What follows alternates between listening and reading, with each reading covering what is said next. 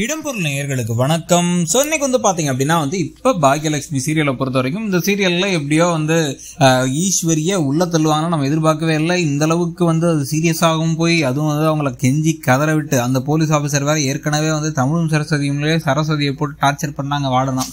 இங்க பாத்தீங்க அப்படின்னா எல்லாத்தையும் உருட்டி மிரட்டி அதட்டிக்கிட்டு இருக்காங்க. இந்த பக்கம் செடியன்ல எல்லாரும் என்ன பண்றதுன்னு தெரியாம இருக்காங்க. ஒரு வயதான பெண்மணி இப்போ மோர்தான உங்களுக்கு பாத்தீங்கன்னா இப்போ கோபிக்கே 50 வயசு அப்படிங்கும் போது உங்களுக்கு ஒரு 70 வயசு இருக்கணும். ஒரு 65 இருக்கு 70 வயசு இருக்க ஒரு ஆளை இப்போ உள்ளார தள்ளி அதில் வேற ஒரு தண்டனைக்கு கைதியாக்கி இதில் வேற இப்போ அடுத்து கோர்ட் கேஸ் வேற நடக்க போகுது. அதுலேயும் மாற்றி எல்லாரும் ஆதாரத்துக்கு மேலே ஆதாரத்தை கொடுத்து இவங்களுடைய இந்த மோட்டிவ் மீன்ஸ் அண்ட் மோட்டிவ் அப்படின்னு சொல்லுவாங்க. மோட்டிவ் அப்படின்னா என்ன காரணத்துக்காக இந்த கொலை செய்யறதுக்கான ஆதாயம் என்ன அப்படின்னா, தன்னுடைய மகன் இந்த வயசுல இன்னொரு குழந்தைய பெற்றுக்கிட்டா முதல் தாரம், அதாவது பாக்கியாவோட பிறந்த குழந்தைகள் எல்லாம் இவர் ஒழுங்காக கவனிச்சிக்க மாட்டாரு, அவங்களுக்கும் அவமானம் ஆயிடும் அப்படிங்கிறதுக்காகவும் ஊர் முன்னாடி கௌரவத்துக்காகவும் ஒரு கௌரவ கருக்கலை மாதிரி அந்த கருவை கலைக்கணும் இவங்க திட்டம் போட்டுட்டு இருந்தாங்க.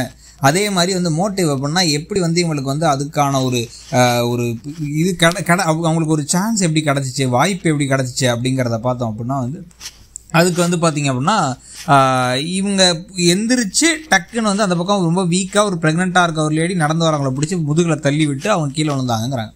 ஆனால் நல்லா யோசிச்சு ஒரு செகண்ட் இப்போ ராதிகா பார்த்தாங்கனாலே தெரியும் அவங்கள யாரும் முதுகுலெல்லாம் கை வச்சு தள்ளலை அப்படிங்கிறது. ஆனால் அவங்களுக்கு அப்போ அதிர்ச்சி இருந்துச்சு கீழே விழுந்த உடனே அப்படிங்கிறதுனாலையும் அந்த குழந்தை போயிடுச்சோங்கிற பயம் ப்ளஸ் வலி எல்லாத்தையும் சேர்த்து வச்சு அவங்க ஒரு கன்ஃபியூஷன் இருக்கிறத யூஸ் பண்ணிட்டு தான் இந்த பக்கம் இருந்து பார்த்த இவங்க அம்மா இல்லை கண்டிப்பாக அது இந்த அம்மா தள்ளி விட்டு சொன்னேன் அப்படிங்கிற மாதிரி சொல்லிட்டாங்க. இப்போ இந்த விவகாரம் இப்போ அடுத்து இன்னும் கொஞ்சம் பூதாகாரமாகி இப்போ அவங்க அரெஸ்டே பண்ணுற அளவுக்கு ஆகி இவங்க இப்போ நீதிமன்ற காவலில் வேற வைக்க சொல்கிறாங்கும் போது இப்போ இதுக்கு எதிரான ஒரு சாட்சி ஒன்று தேவைப்படுது. இந்த சாட்சிக்கு நான் முன்னாடி சொன்ன மாதிரி மயூ தான் ஒரு பெரிய சாட்சி.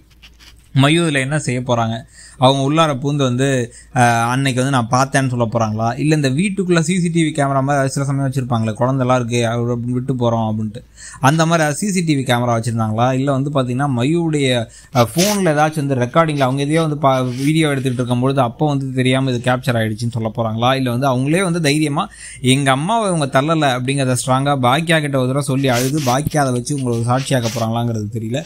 ஆனால் எப்படியோ மயூ கொடுக்குற ஆதாரம் இல்லை மயூடைய சாட்சிங்கிறது ஒண்ணு இல்ல அப்படின்னா இவங்களே ராதிகாவே ஒரு கட்டத்துக்கு மேல மனசு ரொம்ப இறங்கி அவங்களே நான் வாபஸ் வாங்கிக்கிறேன் அந்த கேஸ் அப்படின்னு வாபஸ் வாங்குறதுனா அந்த கேஸை முடிக்க முடியும்.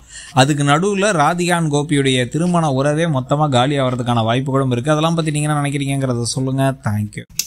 இடம்பொருள் நேயர்களுக்கு வணக்கம். ஸோ இன்னைக்கு பாத்தீங்க அப்படின்னா இப்ப பாக்யலட்சுமி சீரியலை பொறுத்த வரைக்கும் இந்த சீரியல்ல எப்படியோ ஈஸ்வரிய உள்ள தள்ளுவாங்கன்னா நம்ம எதிர்பார்க்கவே இல்லை. இந்த அளவுக்கு அது சீரியஸாகவும் போய்